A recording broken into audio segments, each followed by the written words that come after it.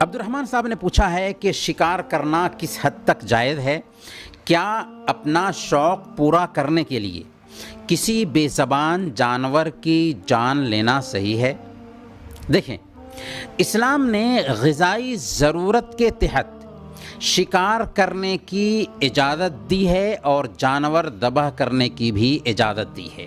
اللہ تعالیٰ فرماتا ہے وَمَا عَلَّمْتُم مِّنَ الْجَوَارِحِ مُكَلِّبِينَ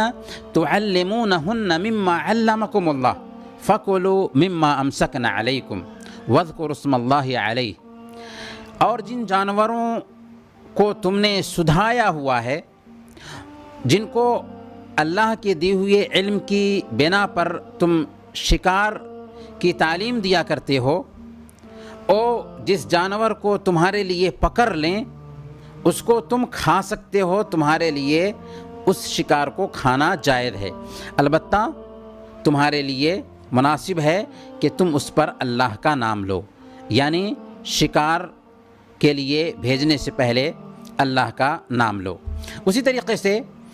اللہ کے نبی صلی اللہ علیہ وسلم نے صحیح بخاری اور مسلم کی روایت کے مطابق بیان فرمایا اذا ارسلت کلبک المعلم وذکرت اسم اللہ علیہ فکل، کہ جب تم اپنے سدھائے ہوئے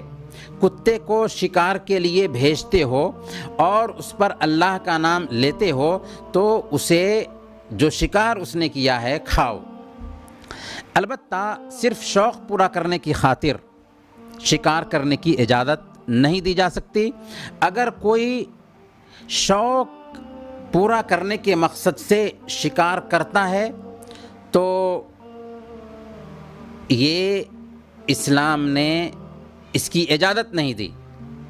یہاں تک کہ اللہ کے نبی صلی اللہ علیہ وسلم نے سختی کے ساتھ منع کیا ہے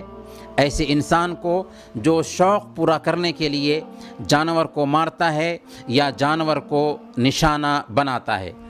اللہ کے نبی صلی اللہ علیہ وسلم نے بیان فرمایا کہ جس انسان نے گوریا یا کسی دوسرے جانور کو بغیر حق کے قتل کیا، اس کے سلسلے میں اس سے اللہ تعالیٰ قیامت کے دن سوال کرے گا۔ لوگوں نے پوچھا کہ اس کے حق کا کیا مطلب ہے؟ بغیر حق کے قتل کیا تو اس کے حق کا کیا مطلب ہے؟ تو اللہ کے نبی صلی اللہ علیہ وسلم نے ارشاد فرمایا کہ اس کا حق یہ ہے کہ اسے کھانے کے لیے ذبح کرے اور اس کا سر یوں ہی بغیر مقصد کے نہ کاٹے۔ تو اگر کھانے کے لیے ذبح کیا تو یہ مقصد کے تحت ہوا، اگر بغیر مقصد کے ذبح کیا یا نشانہ بنایا تو ایسا صحیح نہیں ہوگا۔ اسی طریقے سے سنن نسائی کی روایت ہے، اللہ کے نبی صلی اللہ علیہ وسلم نے لعنت بھیجی، لعن رسول اللہ صلی اللہ علیہ وسلم من اتخذ شیئا فیہ الروح غرضا، کہ اللہ کے نبی صلی اللہ علیہ وسلم نے ایسے شخص پر لعنت بھیجا جو جاندار روح والے جانور کو نشانہ بنائے۔